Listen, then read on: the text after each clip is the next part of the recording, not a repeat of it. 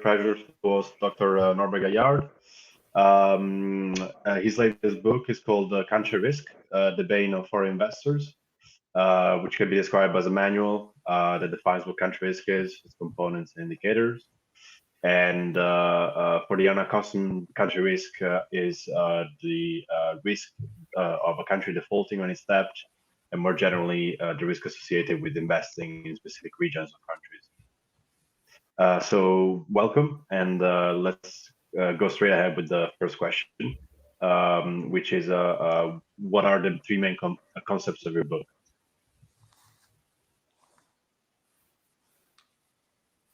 Hello. Well, actually, I think uh, we concepts country risk, globalization, and post what I call post globalization. Country risk is a complex and very complex and very large um, issue because country risk, in fact, includes macroeconomic, political, institutional, sanitary, migratory, technological, industrial risks that may affect a firm in a foreign country. So it's very large, and country risk is likely to affect um, bondholders, bankers, and foreign direct investors abroad. What I think it's very important to understand that country risk may materialize in many ways.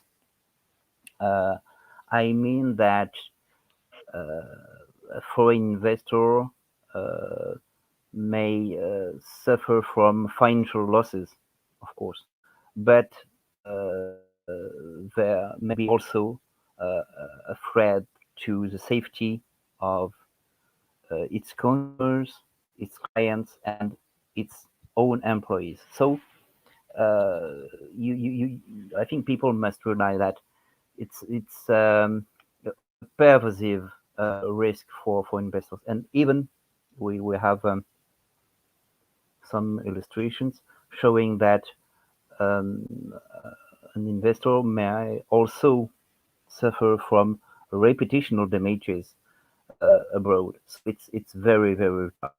And of course, it is core of my book.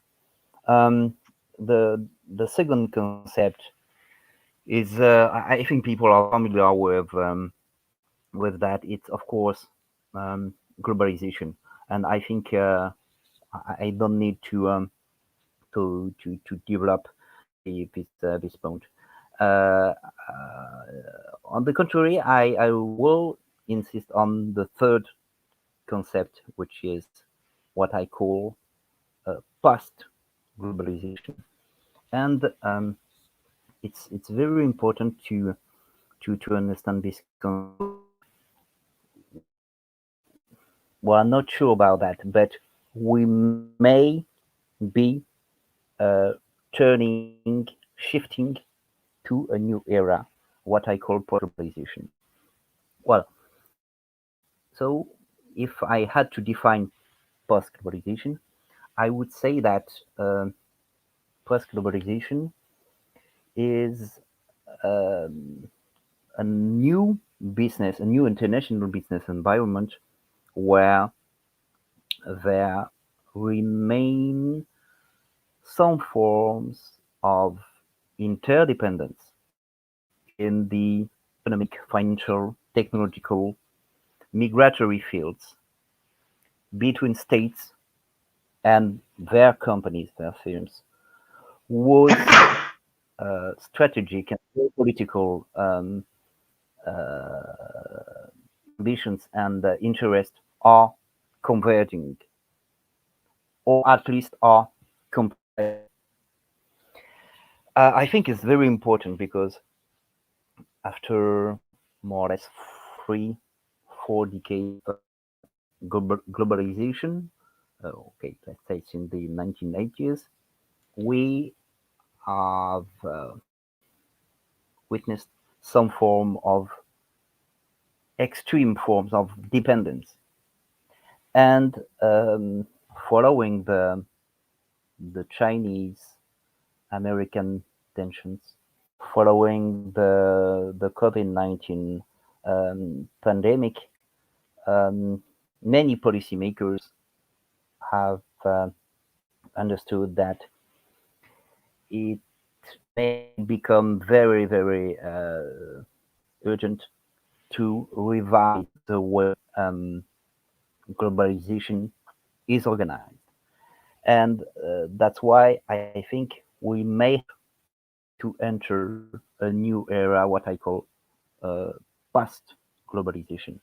And in a post globalized world, I think countries would have to be much more careful about their financial, economic, and technological partners. States and firms would have to be, well, um, much more careful in terms of delocation, which would involve some form of relocation in Western countries for not for all types of productions, but uh, for some specific products. I would say strategic products, typically, and that's very important. And in a post-globalized world, I think it's also important to secure global value chains, and that's clearly the main challenge for the for the coming decade. So I think I have tried to develop these three concepts in the book: country risk, globalization, and what may be the very beginning of this new era post globalization. Right, thank you very much. That's very interesting. Um, the next question is with clarity is that do you believe that the current verging debt ratios are sustainable for developed countries? You know, those that mostly increased during the COVID pandemic.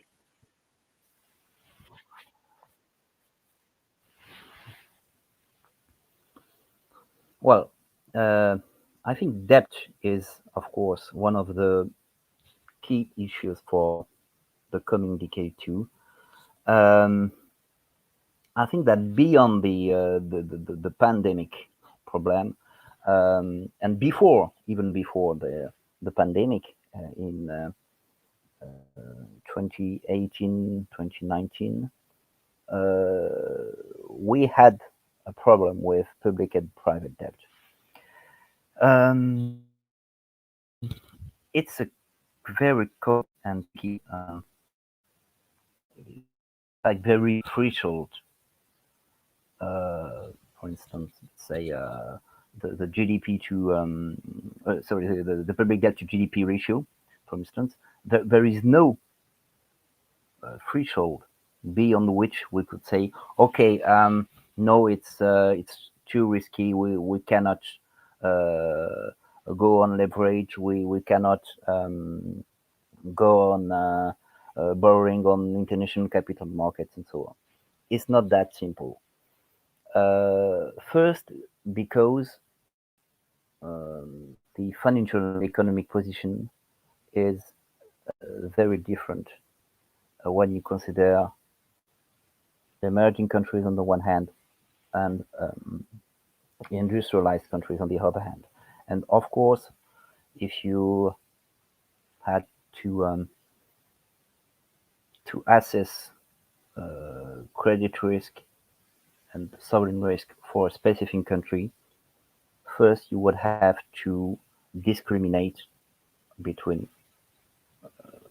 emerging countries and industrialized countries, and in a sense take into account the status of the country. But that's not enough, of course. Beyond that, you have to take into account endogenous and exogenous factors. Endogenous factors include tax, fiscal, political, and economic issues. Very concretely, you must realize that some countries cannot afford very high tax rates because it would be especially unpopular, and so you have to find other ways to to cut your fiscal deficit, for instance. Um, by the same token, in some countries, we realize that there is a form of the well, citizens may accept some form of inequality much more easily than in other countries. Typically, in the US, in the UK, you well we have witnessed in the 1980s massive cuts in social programs. Inequalities increased, and despite that, there was so far there has been no major social unrest or social tensions in these countries. That means that you you can make some in a specific country. You can make some specific follow some specific policies that another country would be unable to follow. That's very important. So I think that you must keep this in mind when you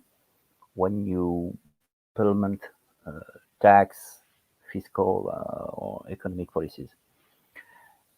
Next, you have to look at exogenous factors, and that's very important to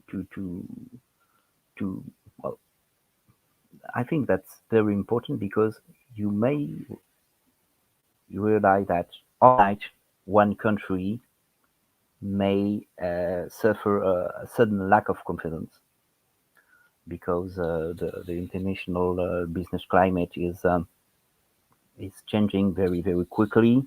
It is typically what we observe in 2007, 2008, or even in March 2020. And we may have major difficulty in borrowing in international capital markets overnight, just because the international business climate has changed dramatically, and that's that's very frequent, and that's a major issue for emerging countries and even for industrialized countries because following the the Lehman crisis in September 2008, we observed that some even for some industrialized countries, it could become much more difficult to borrow than before. For Greece, for Italy, for Spain, and so on. And hardly 15, 18 months later, it was the beginning of the Eurozone debt crisis. So debt sustainability is a very tricky issue because you have to look at many factors, and that's why we have so complex and sophisticated sovereign risk rating methodologies.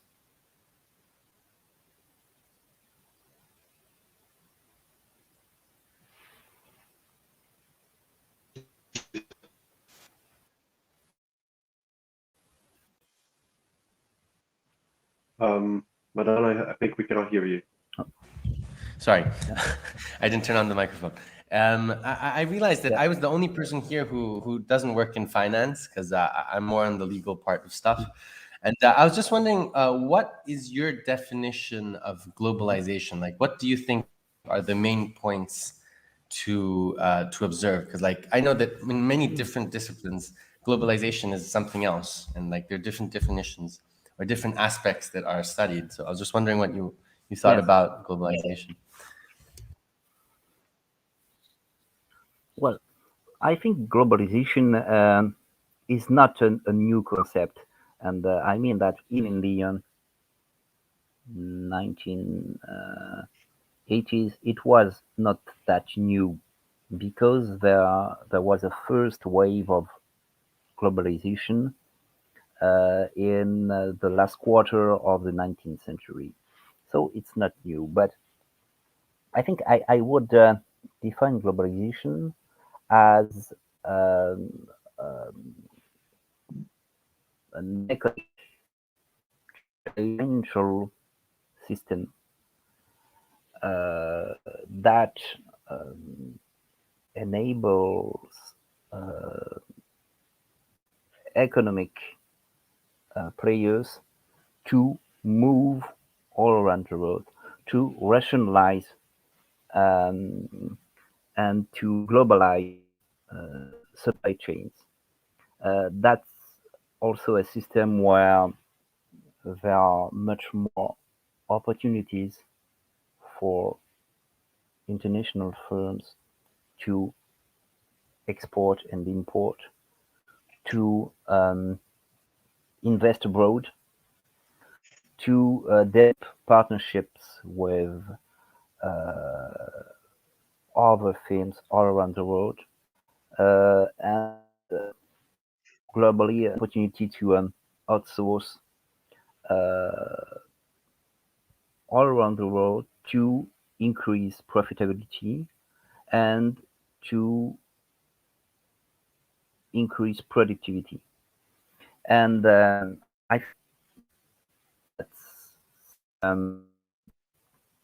one of the final steps of capitalism, in the sense that the world economic system is likely to become even more inefficient, even more interdependent, and that's a form of world economic system where, like seminal liberals, thinkers like Smith, Ricardo, and so on, a world where each country can specialize in what it can do the most efficiently. So that's certainly well, we have thought that was the final, the ultimate step of capitalism. The problem is that in this globalized world, some hyper form of dependence have developed, and in well, with some countries, and that was well, that what happened with China, not only cases. You can realize that some countries, China, have tried to capture some specific segments of global value chains, and that's a major challenge for countries who have plain who have tried to to play the rules of globalization because they have been excessively dependent on China, and in some cases, such as the COVID-19 pandemic, you realize that you are completely well, your economic system has become completely dependent on a single country that may not be so friendly as as expected. So that's certainly the I would say the fundamental weakness of globalization.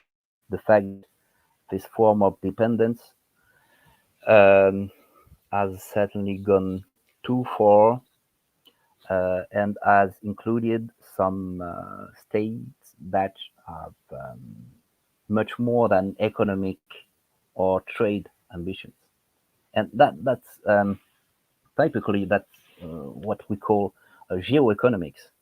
The fact that a country try to use all economic and financial tools to develop an ambitious geopolitical agenda, and that's that. And if one country tries tries to develop such geo ambitions, other countries may follow suit.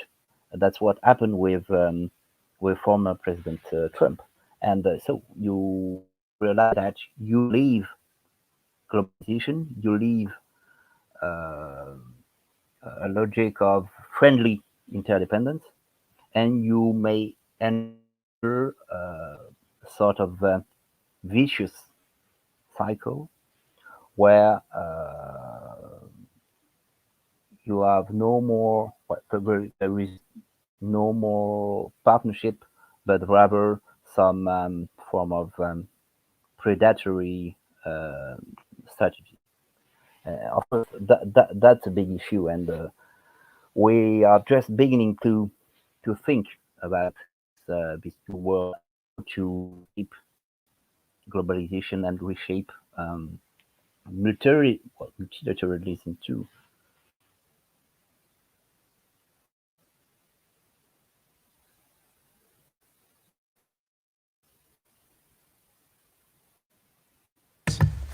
You want to ask a question? I can go. Okay. Yeah. So our next question is, so do you think that long-term trends such as demographics have a central role in sovereign rating, and if they don't, should they have? Sure. Well, yeah. See, credit rating agencies take demographics into account. For instance, when they look at GDP per capita, they they tend to factor demographics in their sovereign rating matrices. Okay, that's clear. That's okay. But I think it's not it's not the core of their approach of their messages. Why? Because credit ratings, sovereign ratings, are medium-term indicators. So they try to assess the credit position of a country for the next 2 or 5 years, no more. I would say. I think the uh, horizon is 3 years for a sovereign rating. So it is really just medium term. And when you consider demographics, of course, demographics is you look at one, two, 3 generations. So at the not even the long term, it is a very long term. And so I think demographics is just a minor factor for credit rating agencies.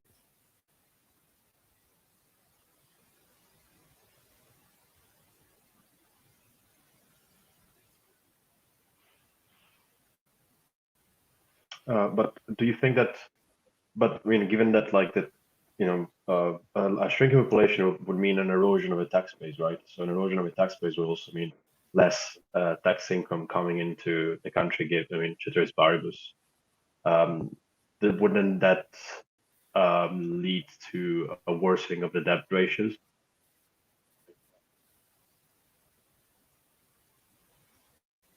Sorry, I just I did not hear the beginning of the question. Sorry, Luca.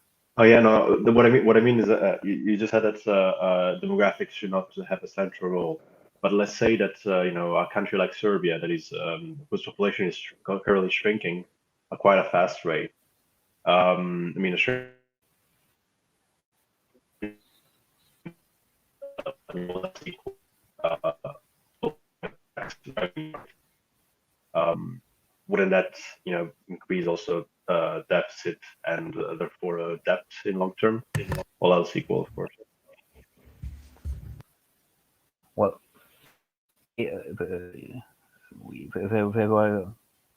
were cuts, but I would say that if we try to relate um, demographics to debt ratio, we must realize that actually the problem is it's very simple. Paradoxically, if the growth rate of the population exceeds GDP growth, there is a problem.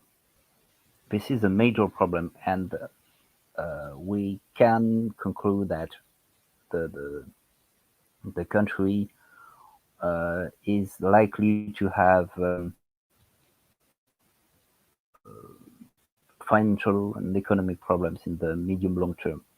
That's clear, and unluckily, that what has happened for African countries for many years now, and I think it's certainly a fundamental question because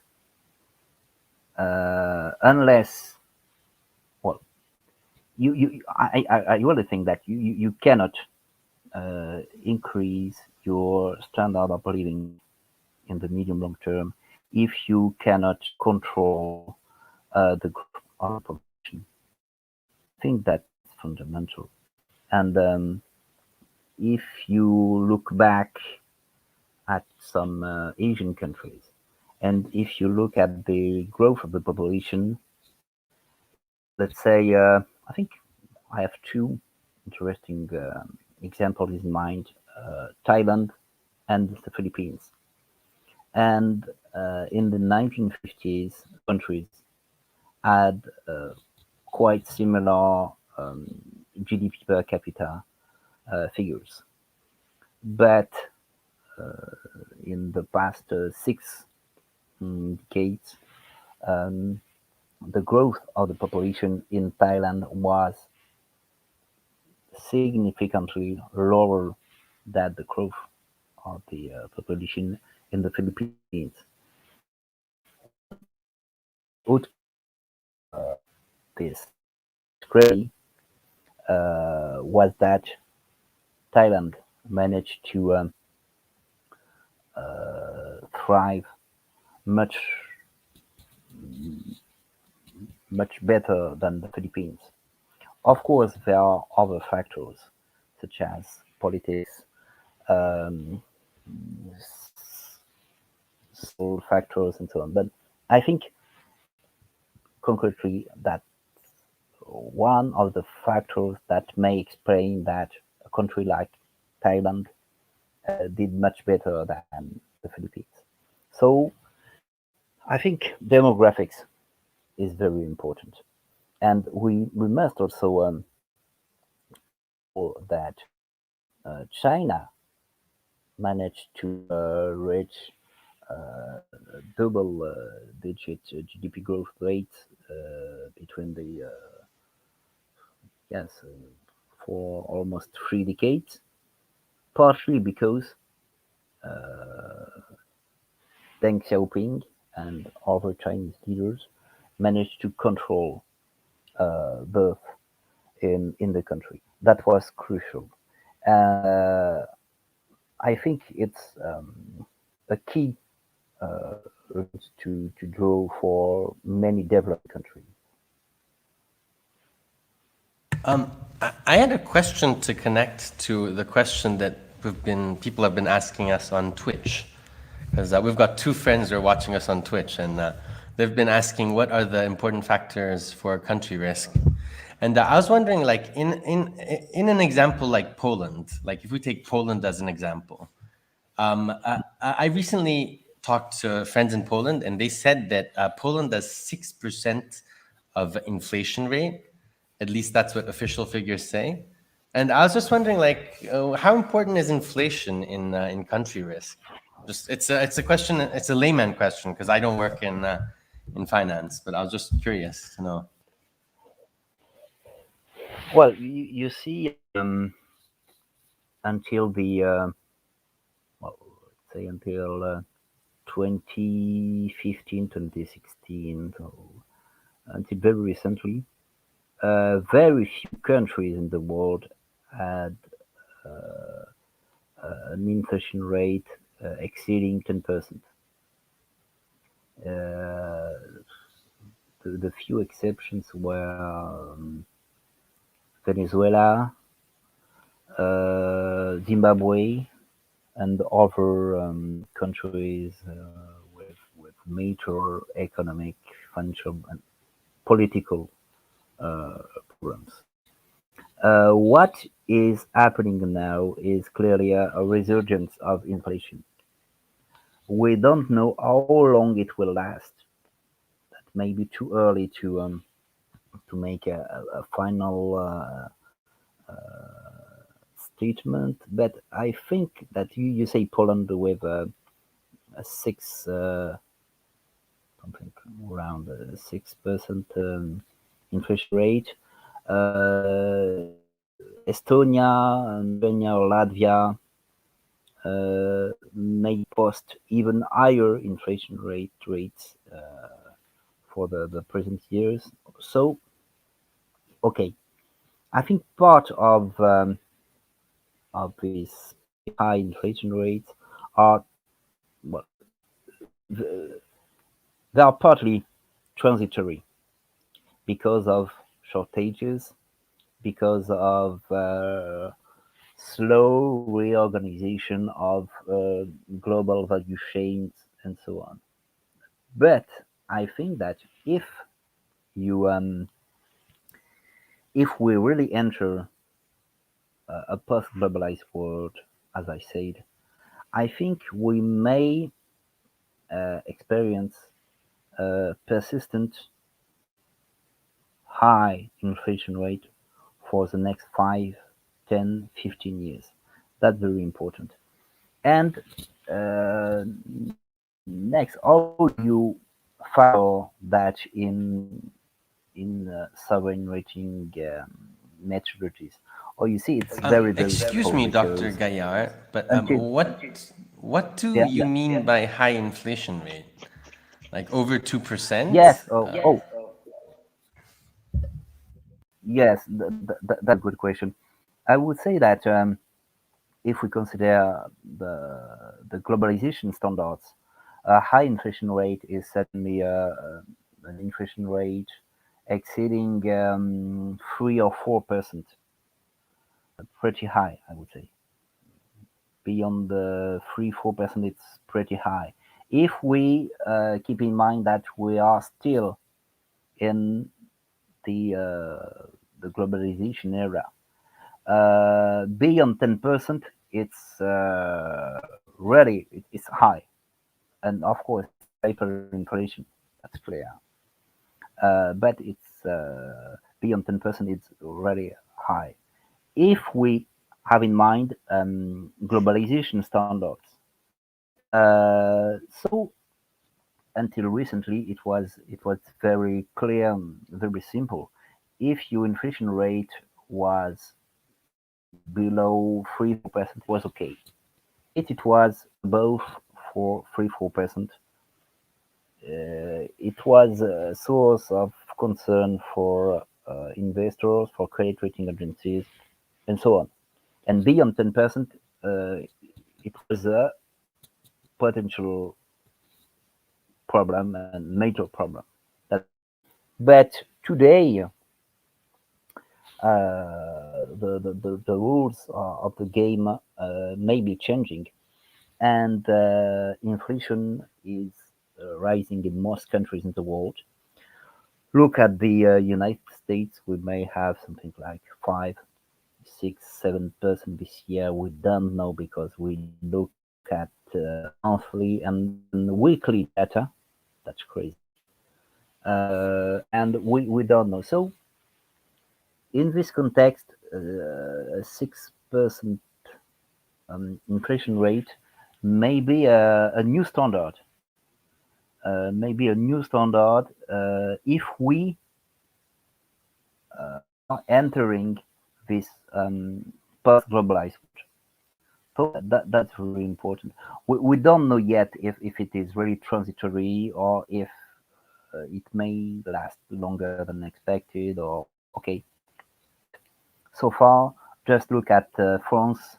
We may be around 2% in 21. In Germany, inflation may be higher, and as I said, in Baltic states, inflation may be above 5%. So 6% for Poland is not horrific, but that's clear that it may become a serious issue if we realize that in 6 months, in 12 months, inflation goes on rising. That could be a major issue for Poland and for all other countries.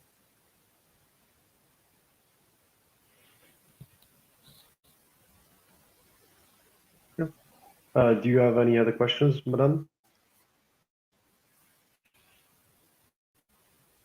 Okay. Well, thank you very much, Dr. Gaillard. That's our time.